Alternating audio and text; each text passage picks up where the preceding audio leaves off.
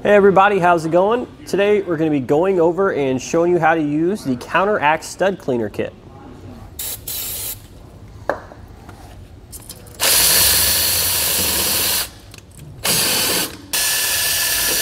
As you can see now, our studs are very clean here. They have a nice good finish. However, we weren't really doing this for aesthetics. The main reason we need to make sure we keep our studs clean is it can run into issues if you take your wheels off a lot.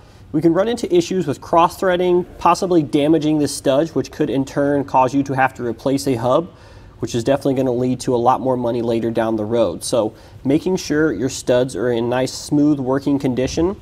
If we take one of our lug nuts, for example, we should see a pretty big improvement on how smoothly that threads on.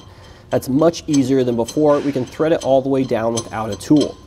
So really what we're going here, although we were alluding to the aesthetics of it, we're really going with the function.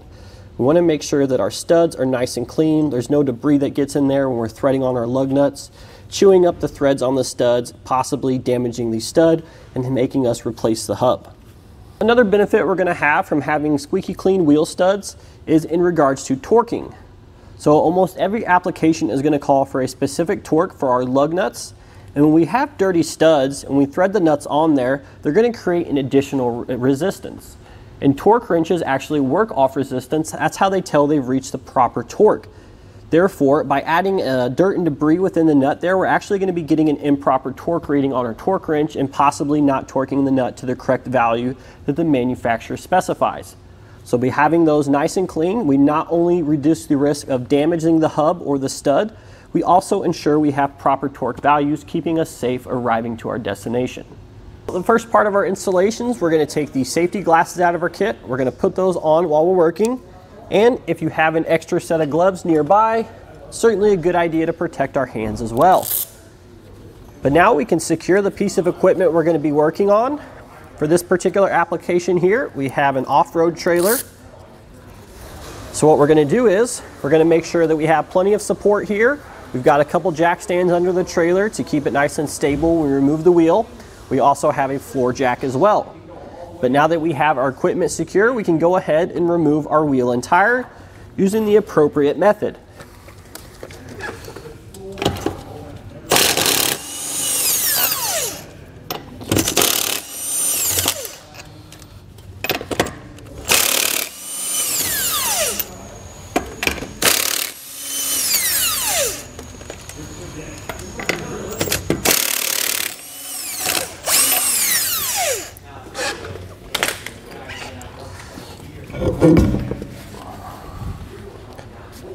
Now that we got our wheel off, we can take a closer look at our studs here. Now, I'll be the first to admit this one really isn't that bad.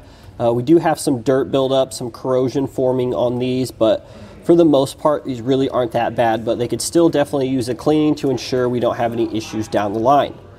So now let's go ahead and prep our kit here so we can get ready to clean each of these.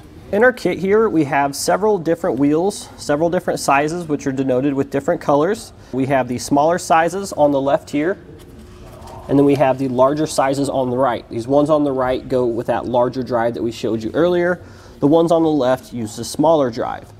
So now we need to determine what is the correct one for our particular studs here. So if you want to break out a caliber, you could obviously measure those. That way you make sure you get the correct match. Another good thing to do is just go ahead and test them up there yourself just to see which ones go on there.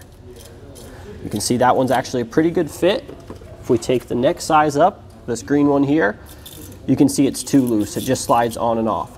Now, I already know that the studs on this trailer are 1/2 inch because I've worked on enough trailers to know that, but if you guys don't know what size studs you have, a good way is just to take your little wire wheels there and just test fit them. That one is way too loose. But if we take this orange one here, this is actually a 1/2 inch. You can see it fits on there nice and tight, and this is the one we need to use. Now that we've chosen the correct size, we'll go ahead and drop it into our drive. Take one of the Allen keys that comes in your kit. We're going to have 2 Allen screws here. Actually, there's one on the back too for a total of 3. We need to go ahead and just snug all these up to hold our wire wheel in place.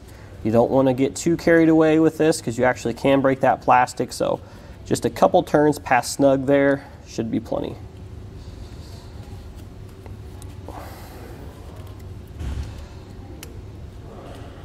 And that should be good.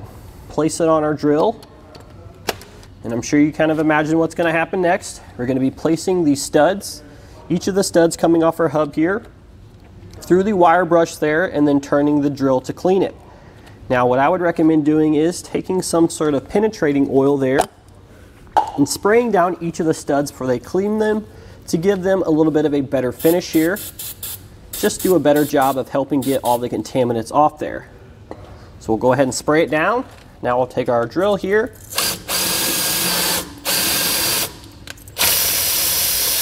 So you're actually going to be using the actions of the drill to go forward and to go backwards. And we're just going to continue this same process here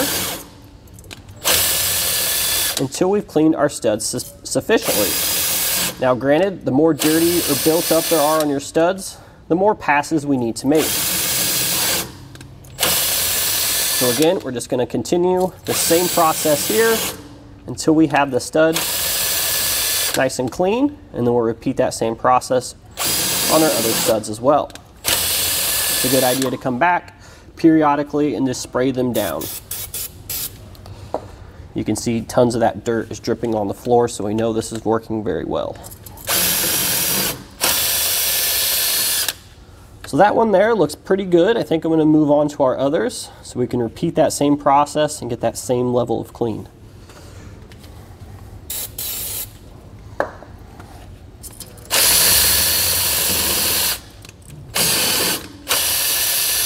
So we went ahead and cleaned each of our studs individually. Now we would obviously need to jump onto the other side of our application and repeat that same process over there. If it has more than one axle, then we'd want to do that for all of them as well. And that's going to do it today for our look at the Counteract stud cleaner kit.